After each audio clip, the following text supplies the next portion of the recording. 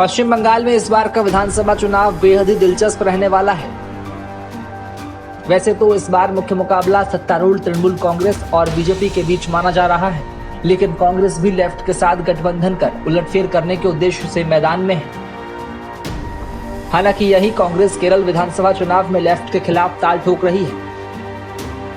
कांग्रेस नेता राहुल गांधी केरल में तो चुनाव प्रचार कर रहे हैं, लेकिन बंगाल का रुख ना तो उन्होंने किया है और न ही प्रियंका गांधी ने। ऐसे में लोगों के मन में यह सवाल उठने लगे हैं कि क्या बंगाल में लेफ्ट से गठबंधन कर कांग्रेस ने केरल में मुश्किलें बढ़ा ली हैं।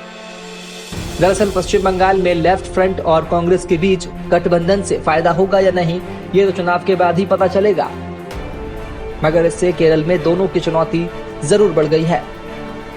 बीजेपी ने केरल में लेफ्ट फ्रंट और कांग्रेस की दोस्ती को बड़ा मुद्दा बनाया है, साथ ही उन्हें एक ही सिक्के के दो पहलू करार दिया है।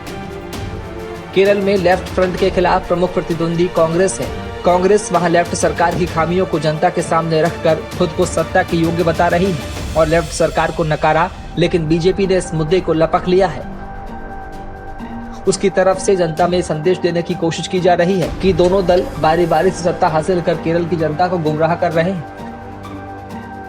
अगर वे केरल में एक दूसरे के प्रतिद्वंदी हैं, तो फिर पश्चिम बंगाल में एक साथ क्यों चुनाव मैदान में है।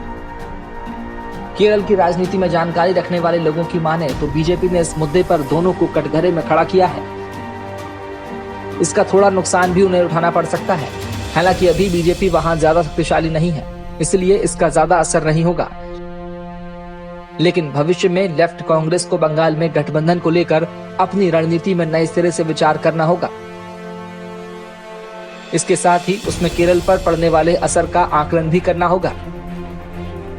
बंगाल में कांग्रेस लेफ्ट गठबंधन के मुद्दे पर केरल कांग्रेस और सीपीआई की केरल इकाई दोनों सहमत नहीं थे। खबरों की माने तो उनकी तरफ से इस मुद्दे पर पहले ही अपनी चिंता जाहिर की जा चुकी है।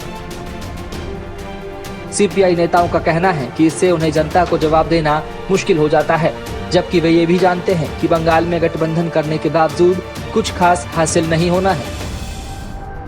ऐसे में देखना दिलचस्प होगा कि बंगाल में लेफ्ट संग गठबंधन करना कांग्रेस के लिए कितना फायदेमंद होता है। Bureau report.